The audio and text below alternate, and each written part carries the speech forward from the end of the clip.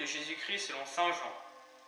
À l'heure où Jésus passait de ce monde à son Père, il leva les yeux au ciel et pria ainsi. Père, l'heure est venue. Glorifie ton Fils, afin que le Fils te glorifie. Ainsi, comme tu lui as donné autorité sur tout être vivant, il donnera la vie éternelle à tous ceux que tu lui as donnés.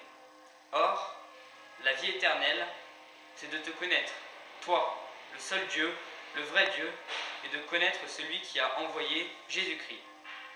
Moi, je t'ai glorifié sur la terre en accomplissant l'œuvre que tu m'avais confiée. Toi, Père, glorifie-moi maintenant auprès de toi. Donne-moi la gloire que j'avais auprès de toi avant le commencement de ce monde. J'ai fait connaître ton nom aux hommes que tu as pris dans le monde pour me les donner. Ils étaient à toi, tu me les as donnés, et ils ont gardé fidèlement ta parole. Maintenant, ils ont reconnu que tout ce que tu m'avais donné vient de toi, car je leur ai donné les paroles que tu m'avais données, ils les ont reçues.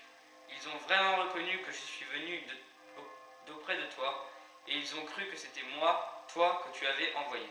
Vous avez entendu, notre évangile commence par une petite phrase qu'on connaît bien, à l'heure où Jésus passait de ce monde à son Père.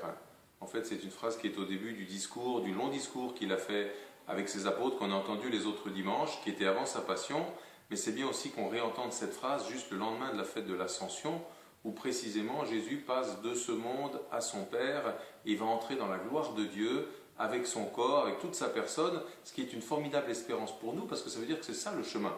Lui, il l'a pris en premier, mais il nous invite à le prendre à sa suite. Il nous invite à aller comme lui de ce monde au Père.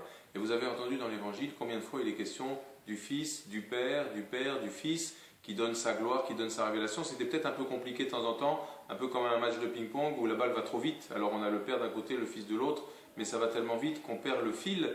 Et peut-être que c'est voulu, parce que ce qu'il faut faire, c'est entrer, un peu comme la balle de ping-pong, entrer dans la relation entre le Fils et le Père, et faire comme le Fils, c'est-à-dire, ça résume tout l'Évangile, vouloir la gloire du Père. Le Fils veut la gloire du Père, c'est toute sa raison d'être, c'est toute sa vie. Ben moi je crois que c'est aussi la vie qu'il nous propose. Pas la gloire de ce monde, pas notre propre gloriole, mais vraiment viser la gloire de Dieu. Et ça c'est la joie du Fils, c'est la joie de tous les fils et de toutes les filles que nous sommes.